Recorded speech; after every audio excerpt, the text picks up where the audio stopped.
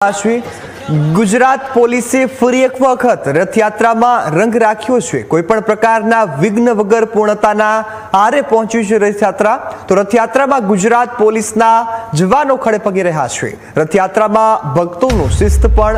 ઉડીને આંખે વળગ્યું છે। લોકો અને પોલીસની મહેનતથી રથયાત્રામાં ભક્તિનો માહોલ જામ્યો છે। જે મિહિર જે રીતે પોલીસનું આયોજન હતું, લાંબા સમયથી તમામ જે તૈયારીઓ છે તે કરવામાં આવતી હતી, આખરે આ તૈયારીઓની જે મહેનત કરી હતી તે હવે રંગ લાવી છે। ક્યાંક શાંતિપૂર્ણ માહોલમાં આ સંપૂર્ણ જે રથયાત્રા છે તે પૂર્ણતાના આરે પહોંચી છે।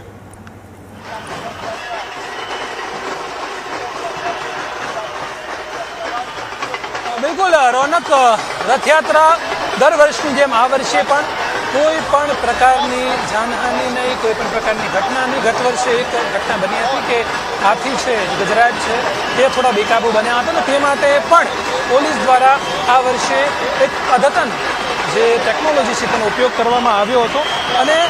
તેને લઈને જે હાથી છે તેમના પીઠ પર એક મશીનરી છે, જે ઓડિયો હોય છે, વોઇસ હોય છે, તેને કેચઅપ કરી શકે, તેને પકડી પાડી શકે કે કેટલો વોઇસ છે તે એટલા વિસ્તારમાં સરાઉન્ડિંગ જે હાથી છે તેના આજુબાજુ કેટલો અવાજ છે તે થઈ રહ્યો છે તેને જોવા માટે છે તે એક મશીનરી લગાવવામાં આવી છે। અને મહત્વનું છે કે આ જે મશીનરી લગાવવામાં આવી છે તે મશીનરીના કારણે પોલીસને છે તે ઓડિયો છે, જે અવાજ છે તેમનો ખ્યાલ આવે કે જો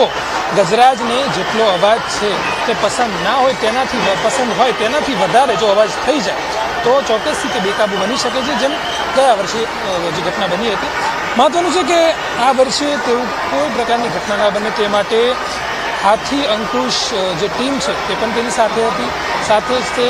અલગ અલગ જે ફાયર હોય, પોલીસ હોય, અલગ અલગ ટીમો છે તે પણ તેમની સાથે રાખવામાં આવી હતી। અને હાથી જ્યારે પણ ગજરાજ છે, જ્યારે પણ કોઈ એક સ્થળેથી પસાર થતા હોય, આખા જે આ માર્ગ છે, આખો જે રથયાત્રાનો, તેમાં જે પણ જગ્યાએથી તે પસાર થતા હોય તે જગ્યા પર પહેલેથી જ તે ટીમ જઈને ઇશારા કરી દેતા હોય છે કે અવાજ છે તે બિલકુલ તે જ્યારે ગજરાજ આવે ત્યારે થવું ના જોઈએ, કે જેના કારણે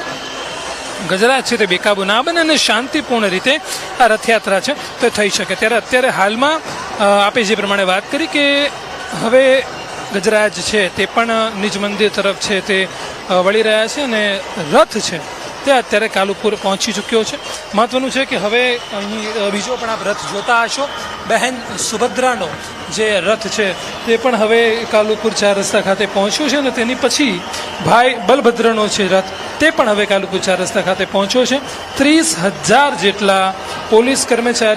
કર્મીઓ છે તે આ સમગ્ર રથયાત્રાના માર્ગ પર છે તે